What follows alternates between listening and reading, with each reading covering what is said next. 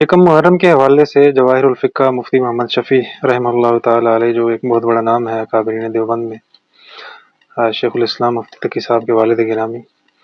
جواہر الفقہ دوسری جلد صفحہ 187 پر جو عمل نقل ہے، 113 مرتبہ بسم اللہ الرحمن الرحیم لکھ کر اپنے پاس رکھنا۔ اگر یکم محرم کو کوئی ایسا کرے گا تو وہ پورا سال مصیبتوں، آفات، بلیات سے محفوظ رہے گا اور رزق کے حوالے سے بھی اسے تنگی نہیں ہوگی۔ یہ کافی عرصے سے تواتر سے مختلف اوقات اور سوشل میڈیا کے آنے کے بعد تو کچھ زیادہ ہی پھیلتا چلا جا رہا ہے، اور لوگ اس کو جو ایک حدود ہے شریعت کی، مجرب کی یا ایک مباح کی، اس سے بھی کراس کرتے ہوئے بہت آگے لے جا رہے ہیں، یعنی لازم سمجھتے ہوئے۔ پہلے تو یہ سمجھ لیجئے کہ مفتی محمد شفیع رحمہ اللہ تعالیٰ کا خود اپنا یہ مجرب عمل ہے یا نہیں ہے، اس بارے میں کوئی رائے وہاں پر نقل نہیں کی گئی۔ انہوں نے نقل کیا ہے شمس المعارف نامی کتاب، شمس المعارف لطائف العوارف نامی کتاب، جو شیخ احمد ابو العباس علی البونی معروف ہیں، اور جن کا غالباً 525 سے 622 ہجری جو ہے وہ ان کا زمانہ ہے، ان کی اس کتاب سے نقل کیا ہے۔ اور وہ کتاب جو ہے اور ان کی جو شخصیت ہے، وہ اس کے بارے میں دو رائے ہیں۔ جو لوگ تصوف سے منسلک ہیں وہ ان کو اچھا صوفی گمان کرتے ہیں، اور جو لوگ ان کے عملیات، تعویذات، اورات کو دیکھتے ہیں تو بعض لوگوں نے جادوگر، ساحر بھی کہتے ہیں۔ لیکن یہ اپنی رائے ہے، البتہ یہ ضرور سمجھ لیجئے کہ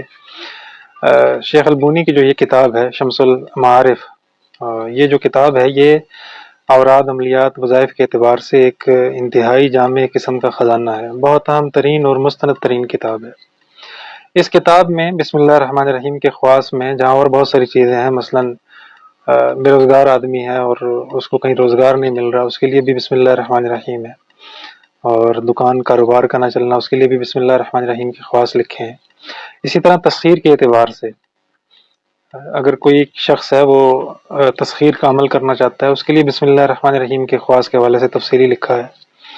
بے اولادی کے حوالے سے، اولاد میں سہولت کے حوالے سے، دیگر بہت ساری چیزیں جو بسم اللہ الرحمن الرحیم کے خواص میں شیخ البونی نے نقل کی ہیں۔ وہاں پر یہ 113 یا 130 مرتبہ ان کی کتاب کے اندر لکھا ہے کہ محرم الحرام کی جو پہلی تاریخ ہے، یکم کو اگر کوئی لکھ کر اپنے پاس رکھ لے، آفات و بلیات سے اور آئندہ سال جو اس کو مصائب پیش آنے والے ہیں، اللہ پاک اس کو اس سے محفوظ رکھتے ہیں،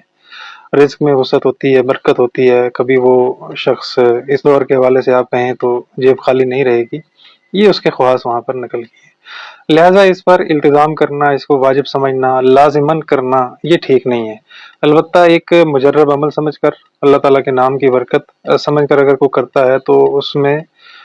جواز ہے، اس میں کوئی ممانعت نہیں ہے، اور اس کے فوائد بہت سارے بزرگوں نے، بہت سارے اس دور کے دوستوں نے بھی حاصل کیے ہیں اور اپنے تجربات شیئر کیے ہیں۔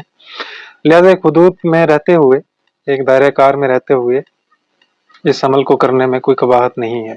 لیکن یاد رہے کہ التزام ضروری نہیں ہے، اس کو سنت یا